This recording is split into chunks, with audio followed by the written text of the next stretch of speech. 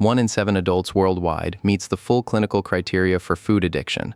Not because they're weak, because an entire industry spent billions engineering foods specifically designed to overwhelm your brain's reward system. And then the world told you it was your fault for not being able to stop.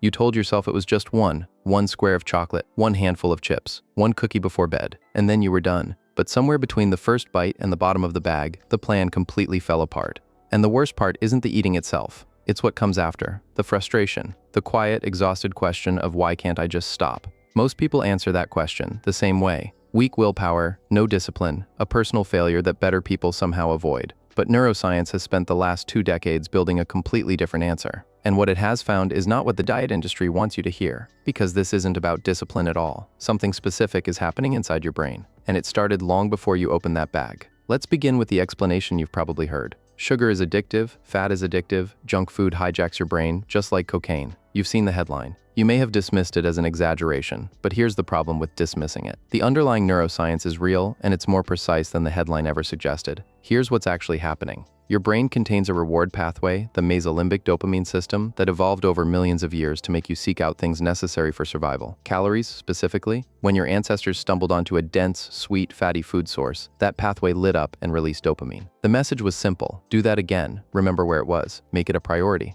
That system kept humans alive for 100,000 years. Ultra-processed foods, the engineered combinations of refined sugar, refined fat, and salt that make up most of what's sold in the center aisles of every grocery store, hit that same system, but they hit it at a level that no naturally occurring food ever could. Researchers at the Icahn School of Medicine at Mount Sinai found that highly processed foods alter brain function in ways that are neurologically similar to addictive drugs, particularly within that mesolimbic dopamine pathway.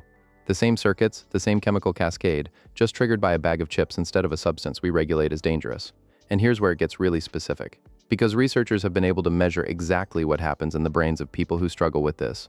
Using fMRI imaging, they found that when people with high scores on food addiction measures were shown images of palatable, calorie-dense foods, the amygdala, the orbitofrontal cortex, and the anterior cingulate cortex, all lit up, the exact same brain regions activated in substance use disorders. Not similar regions, not nearby regions, the same regions. The brain doesn't know it's looking at a cheeseburger instead of a drug cue. It processes both the same way. But here's where it gets genuinely disturbing, because the story doesn't end with the first hit. With repeated exposure to ultra-processed foods, your brain begins to adapt. It downregulates dopamine receptors, essentially turning down the volume on its own reward response, which means you need more to get the same feeling you used to get from less. Researchers call this tolerance. It's one of the defining criteria for substance use disorder in the DSM-5.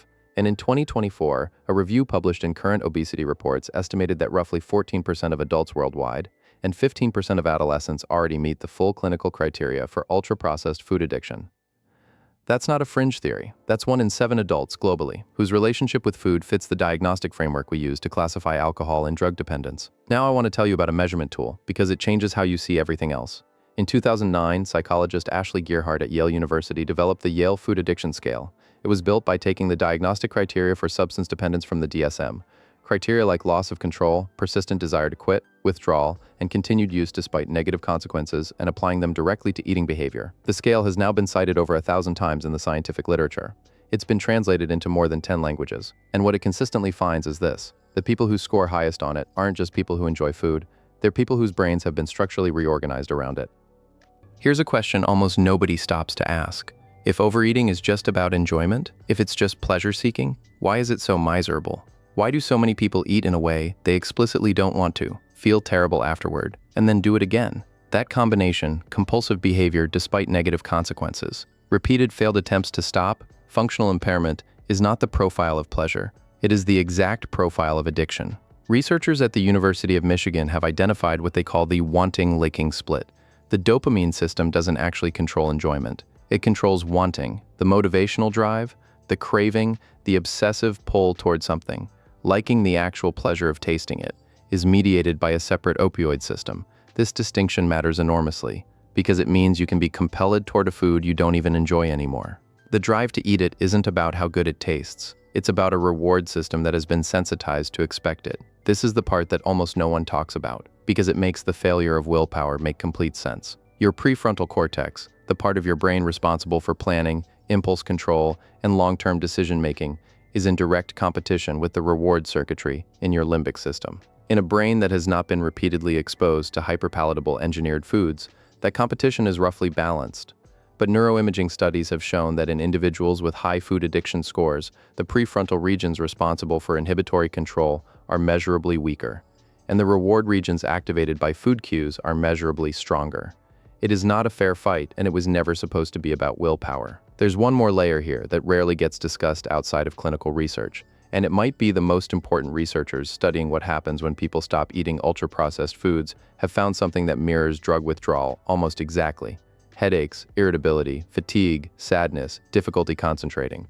The highly processed food withdrawal scale, a clinical tool developed specifically to measure these symptoms, consistently shows that for people with high addiction scores, cutting back on these foods produces a physiological and psychological response that is functionally identical to substance withdrawal. Your body expects the dopamine hit. When it doesn't arrive, the absence is felt as distress. That's not weakness. That's a nervous system that has been calibrated to a substance reacting to its removal. And here's the thing that almost nobody in the diet industry acknowledges. The people telling you to just eat less and make better choices are asking you to override a neurological system that has been engineered against you by an industry that has spent billions of dollars figuring out the exact combination of sugar, fat, and salt that maximizes dopamine release and minimizes the feeling of fullness. These foods aren't accidentally compelling. They were designed to be the bliss point. The precise ratio of ingredients that makes a food maximally irresistible is a real term used by real food scientists in real product development meetings. So what does that leave you with? Not helplessness. The research is not a sentence, but it does change the question. The question is no longer, why can't I control myself? The question is, what does my brain actually need in order to change? And the answer consistently is not willpower. It's graduated exposure, building new reward associations slowly. It's cognitive behavioral therapy targeted specifically at reward-based eating patterns. For the most severe cases, the same pharmacological interventions used for substance disorders have shown measurable improvement in clinical trials because the underlying brain circuitry is the same. And perhaps most importantly, it's removing the shame, because shame activates the same stress systems that make compulsive eating worse. It does not help you stop. It never did. It just made an already difficult neurological situation harder to navigate. Here's what researchers have spent 15 years establishing.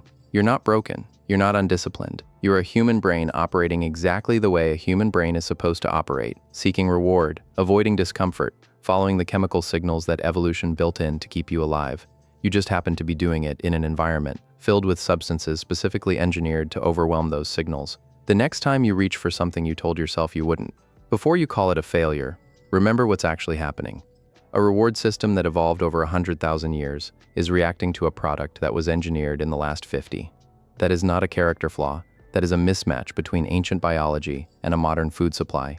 And understanding the difference is where change actually begins.